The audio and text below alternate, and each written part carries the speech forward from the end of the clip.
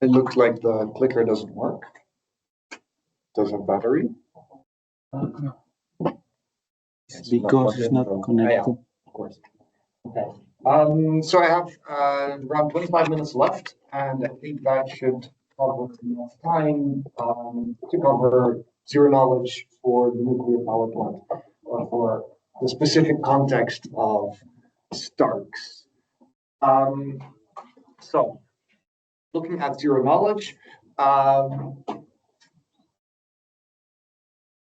technically speaking, zero knowledge means there is a simulator that can produce a transcript that is indistinguishable from an authentic one.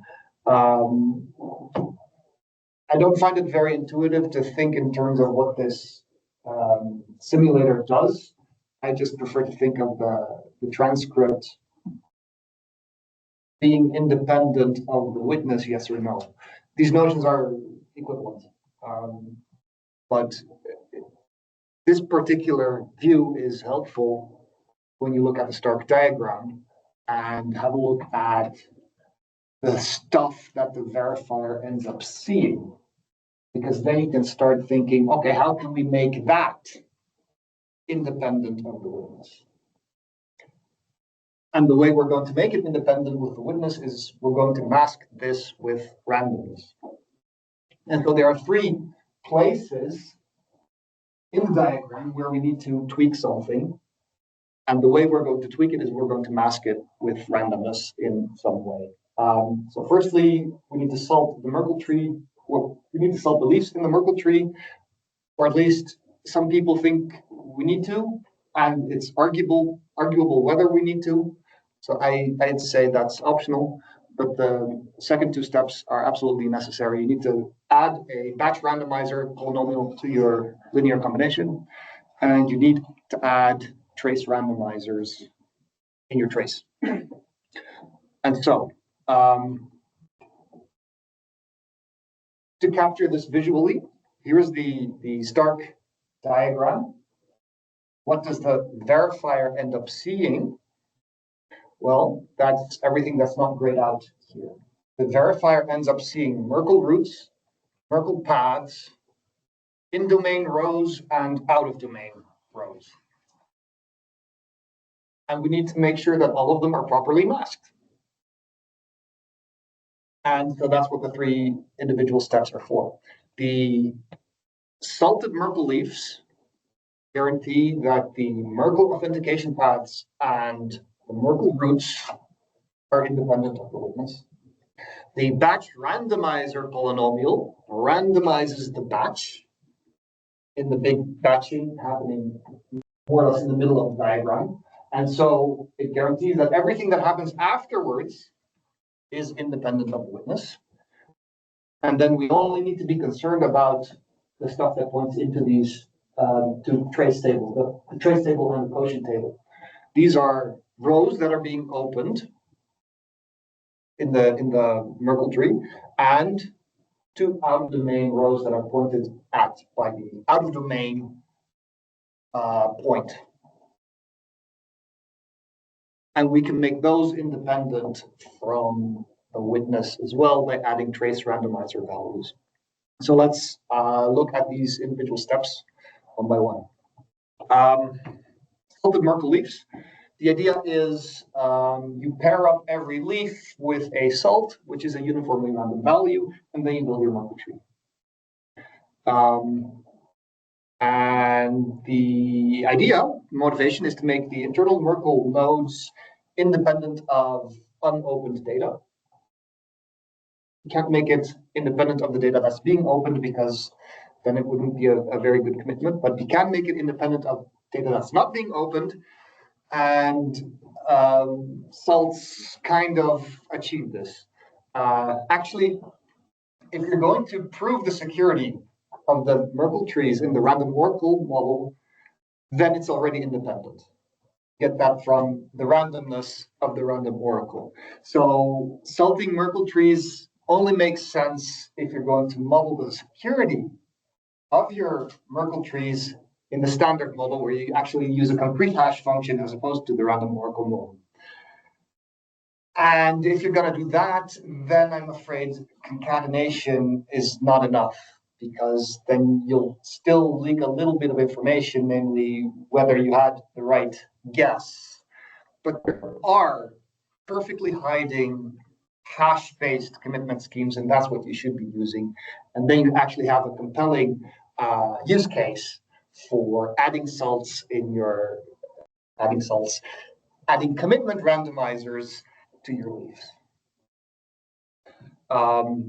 In Triton VM, we don't do this step because we are happy with a security proof that holds in the random oracle model, even though we technically speaking don't need the random oracle model to prove the security of the hash of the Merkle tree.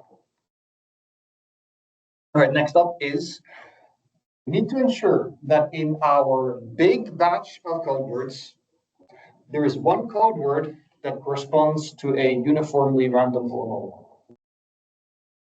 And we just do this by adding one extra column in the trace.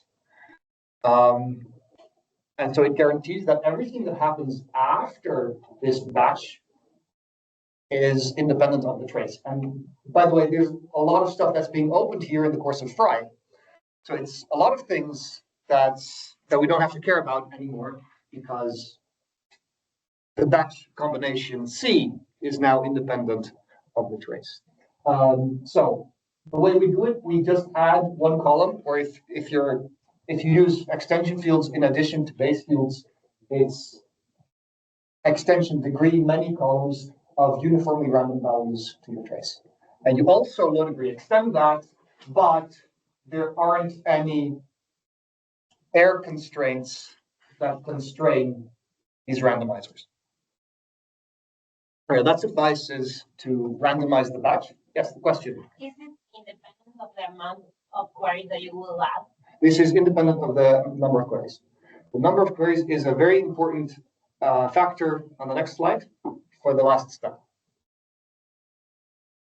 Yeah.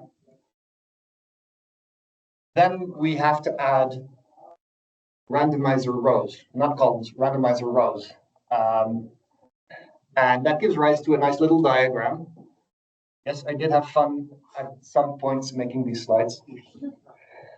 So in this diagram, we can show the trace interpolation domain. That's the red circles. But in addition to letting the red circles correspond to trace values, we need to interpolate over the blue squares, which represent uniformly random values.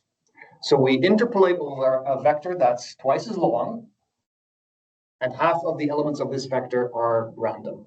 And they're interleaved because that's easy, and I'll show an alternative on the next slide. This is certainly the easier variant. Unfortunately, though, it means that our workload just doubled because we have an entity that's twice as large.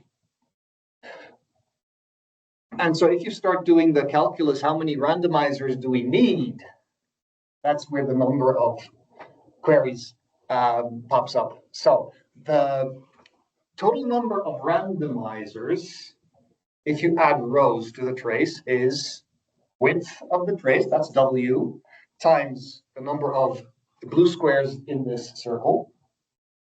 And this number has to be larger than all the observations that the verifier can make, which come from Fry, which come from the deep trick, which come from the quotient segments, and some of those have to do with extension fields and others don't. So you end up with this formula.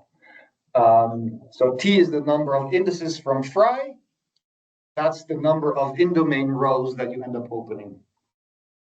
There are two out-of-domain rows that you need to open, and since this out-of-domain point is an extension field element, you also have to multiply that by E. And there are K quotient segments, of which T in-domain rows are being opened and one out-of-domain row is being opened.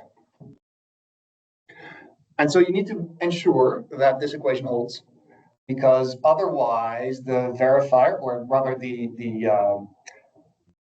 There's a zero knowledge distinguisher has more equations than variables, and they will be able to distinguish authentic from non-authentic, authentic from simulated transcripts.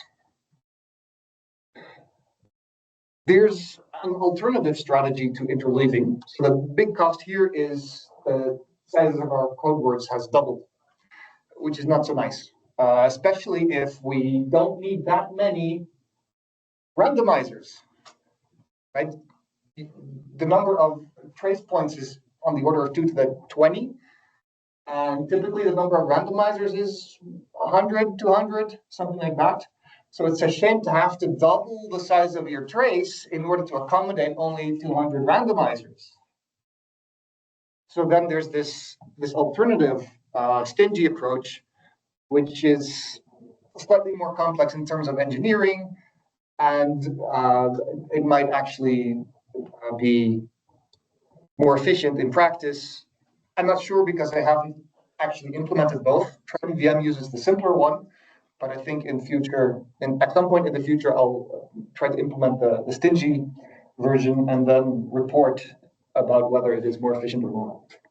What we do here is we just concatenate them with some padding in between. First come the trace values, and then come the randomizers. And we pad it. The difficulty here, so the good thing is the size of the code word probably doesn't have to increase. Probably. It does have to increase if your natural trace length is already very close to a power of 2, and the number of randomizers that you need to add just bumps it across the border. Yeah, then you need to double your code size again. But that's very unlikely to happen because there aren't that many randomizers. But unfortunately, the complication is now you have to multiply your quotients by a zerofier so as to ignore all the randomizers. And the zerofier has degree 200 number of randomizers. So it's a non-trivial polynomial that you now have to evaluate. Evaluating a polynomial of degree 200 is not a big deal unless you need to do it in the course of producing a proof of correct verification. Then cycles really count. And evaluating a polynomial of degree 200 it seems like a rather expensive step to include in a recursive verification. Another complication that arises from this stingy approach is that the degree of your quotients increase, and so you might need more quotient segments, or you can say it's fine if we work with a lower rate, a larger rate, sorry, worse rate. And then you need more indices coming from Frye. So it's not clear that it's better, but it has the potential to be better, and the jury is still out. That's it for zero knowledge on the nuclear power plant. Reduced to one summary. You salt the Merkle leaves, you add a batch randomizer, and you add trace randomizers. All right, time for a coffee break. Okay,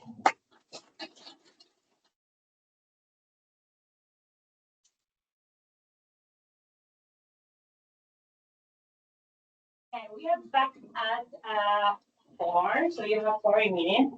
The next session is not something that we have